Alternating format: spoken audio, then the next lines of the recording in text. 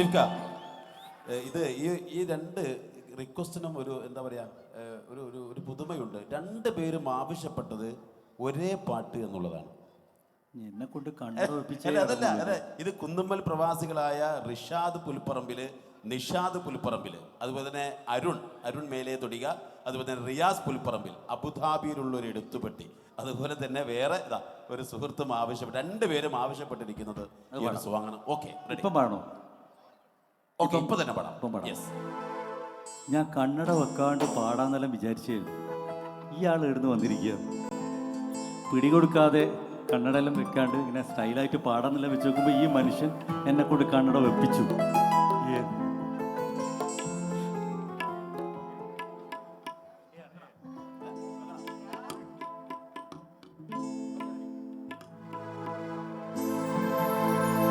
അബുദാബിയിലുള്ളോരെഴുത്തുപെട്ടി അന്ന് തുറന്നപ്പോൾ കത്തു കിട്ടി.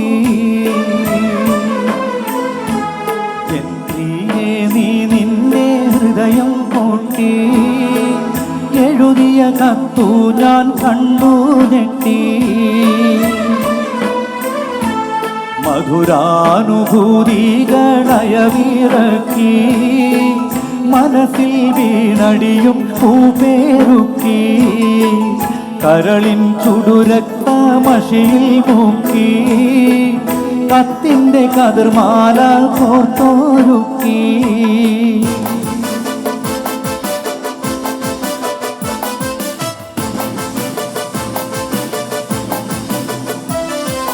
വാക്കുകൾ കൂരമ്പായി കുത്തിത്താറക്കുന്നു, വാക്യങ്ങൾ ഒരു ഈർച്ചവാളായി അറുക്കുന്നു. കരളിനെ ഒരു 100 കഷ്ണം നുറുക്കുന്നു. കത്ത് പിടിച്ച എൻ കൈകൾ വിറയ്ക്കുന്നു. ഞെട്ടിപ്പോയി, ഹൃദയം പൊട്ടിപ്പോയി.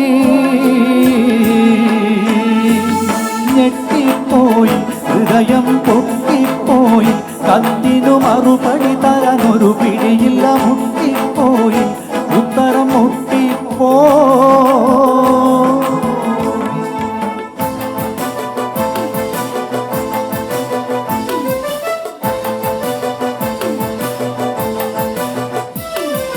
മലക്കല്ലാ പെൺ എന്നത് വല്ലാത്തൊരു വാക്കാണ്. മനസ്സിൽ വെടിവെച്ചൊരിരട്ട കുഴൽ തോക്കാണ്. മാനാഭിമാനമുള്ള പുരുഷന്റെ നേർക്കാണ്.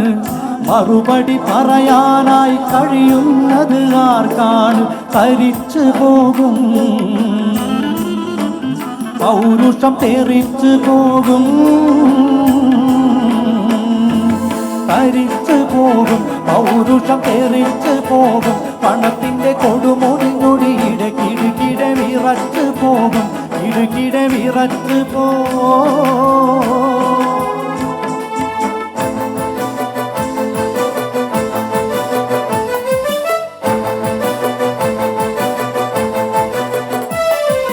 പെണ്ണിന്റെ ആവശ്യം അറിയാത്തൊരു ഭർത്താവ് പൊണ്ണൻ, അവനാണ് അവളുടെ തെറ്റിന്റെ കർത്താവ്. അവസരം ആണാവശ്യത്തിൻ്റെ മാതാവ്, അതിനിട കൊടുക്കുന്നവൻ വിഡ്ഢികളുടെ നേതാവ്. കേൾക്കുന്നില്ലേ, നമ്മൾ കാണുന്നില്ലേ? കേൾക്കുന്നില്ലേ, നമ്മൾ കാണുന്നില്ലേ? സംഭവമതുമിതുമവിഹിതം പലതും നടന്നിട്ടില്ലേ? ഇപ്പോഴും നടക്കുന്നില്ലേ? ഇനിയും നടക്കുകയില്ലേ?